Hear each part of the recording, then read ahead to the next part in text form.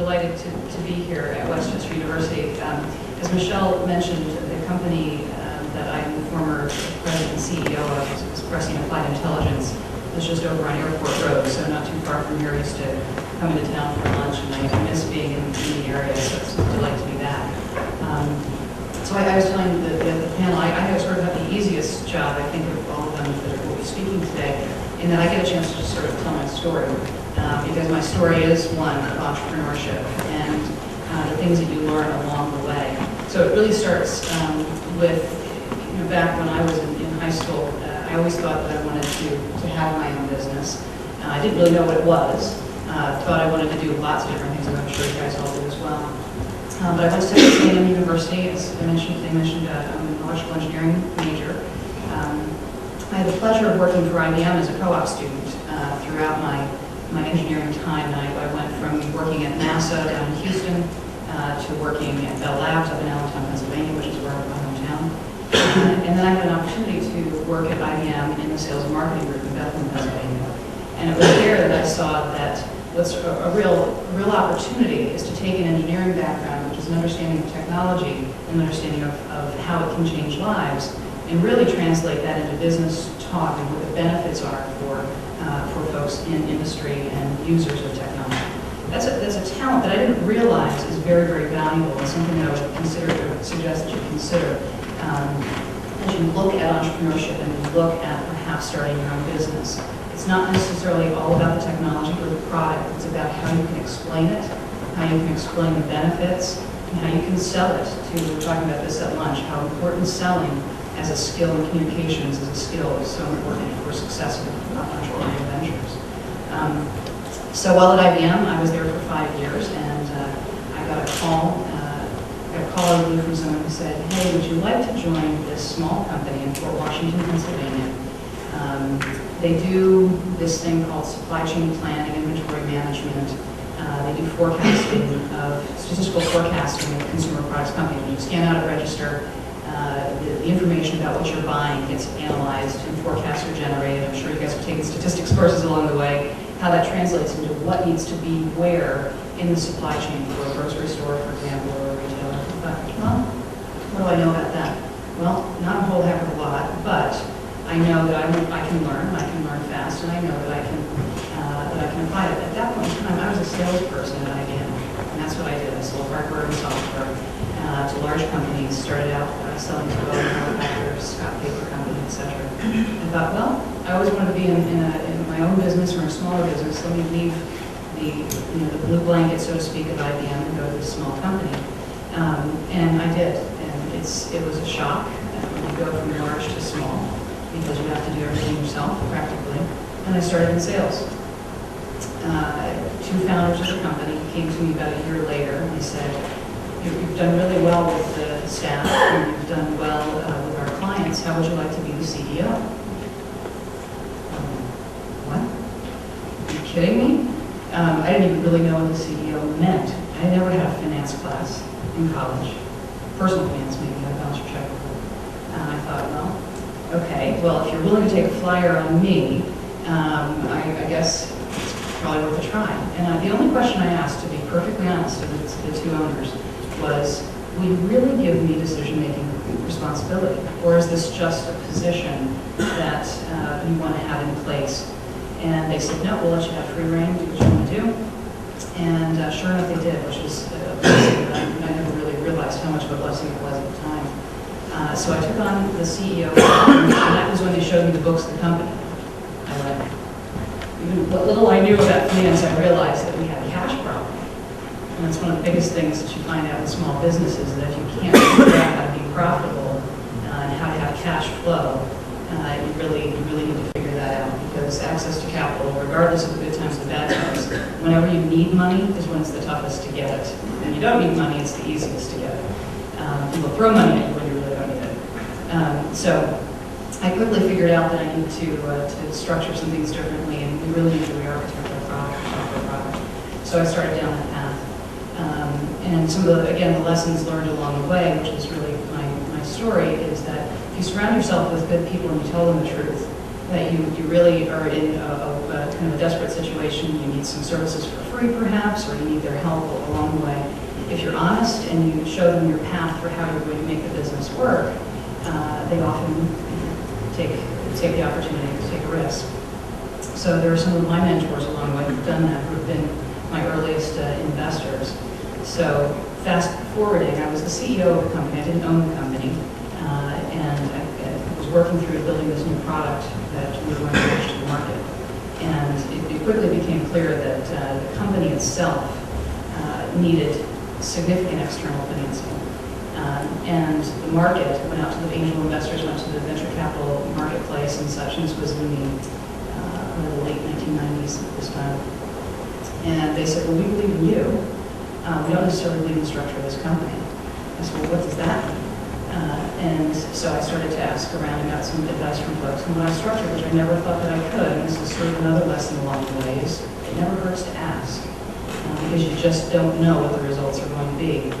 What I ended up doing was I went back to the owners of the business and I said, look, I can finance this business and I can restructure it, I can start a new product line, I can build it, but I can't do it with you two as the owners of the business. The investors won't invest in that structure. It may be offensive to you, but that's the truth. So what we did was we structured a buyout. So I led a management buyout, and what I was able to do with, believe it or not, about $300,000, I went to folks and said to friends, family, and the people who would invest, I said, here's my deal. I will buy the assets of this company, the new product that we're developing. I'll bring along a small team of individuals, and I'll bring along some of the client contracts, the clients that I've worked with. And so I went and I said, the other way that I'll do it, I'll pay out a long-term royalty to the owners of the existing business. So they don't get a lot up front, but if we do well, they'll get their payout over time. That's what we did. It was a 9-year royalty stream. They did very well in the end. That supported, as they were older in their careers, it supported a nice transition for them. It was great for me because I had a new business that I could finance. I owned a significant portion of it at that point in time. And we went forward. We went forward and we acquired a business in the United Kingdom to add to our product line. We rewrote the product. We did a lot of really very, very interesting, innovative things. And again, this was really just over here on Airport Road. Built up the team over there. And then we went through a process that many companies do in their life cycle, and that is, can we really grow the business the way that we are? We were a software company, so as you're familiar with software, the way that software used to be done was you would have a large license transaction. Someone would buy a couple $100,000 license from you, and then they'd pay some percentage of annual maintenance. The problem was the market was changing to something whereby the companies wanted to pay subscriptions, a smaller amount per month, not a large license. Well, when your business is built on these large chunks of capital coming in or large amounts of cash, you can't change on the dime and become a subscription-based business. Many have tried and many have failed. So I had a long discussion with our board and we said, well, maybe we should sell. This was in 2003. And we said, well, maybe we should sell the business. It wasn't the best time to be selling the business. And we said, well, maybe we should take a look at doing some type of an acquisition and changing up the business. So what I went off and did is I did some analysis, and what we ended up doing was what is called a reverse merger. We took our business and we were a private company backed by venture capital, and we took over a public company. So we actually became the management team, our management team became the management team. We took over this business. Now, how could we do it? Well, because the stockholders and shareholders in the public company didn't like the direction the company was going. They wanted a new management team. And it could have been, I think, the $100 million of operating losses that they racked up at that point in time. They really hadn't shown their board and their shareholders their plan for the business. Yet what we saw in it was a really interesting kernel of technology that allowed us, with that technology, to actually change on a dime.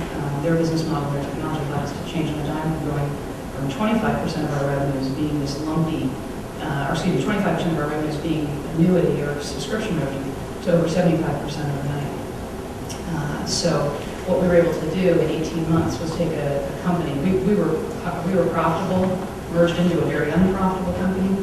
It took 18 months to turn it around to be incredibly profitable, and it resulted in the sale of our company in January to the former owner of Mrs. Fields Cookies, Randy Fields. David Fields founded the business, and what they loved, they're no longer a couple, but Randy Fields loved the concept that we had.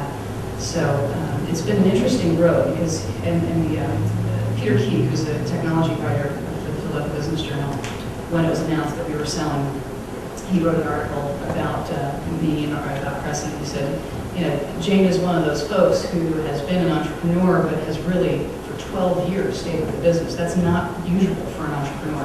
But when you look at the history of what I've done, we've done lots of different things along the way, whether it's acquiring a company in the UK, reversing into a public company, and so on. It got to the point in my career where I said, what do I really enjoy?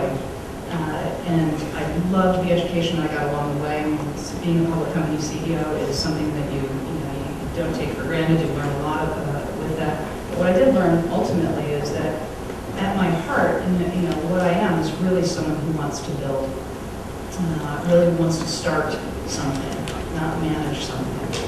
I got to the point in the public company role where I was managing quarter to quarter and understanding how to make sure things happen in the way. And you lose in my case, not everybody, but in my case, you lose the ability to be innovative and take some of the risks that you do when you're a smaller firm and a private company. So the sale came at a perfect time for me. I helped do the integration and transition with the company. In fact, unfortunately, the Westchester office closed in January at the time of the sale. All the operations moved out to Utah, to Park City, Utah. Now, I could have gone to Park City, Utah. That would have been, if you're a skier, you know what I mean. It's a beautiful, beautiful place. But what I want to do is stay here in the Philadelphia area and do something new. So in fact, I have started another business, actually launched shortly after the close of the sale, doing something completely new again, probably indicative of the entrepreneurial nature. I'm now working in developing an edutainment social networking site for kids in 1st through 5th grade.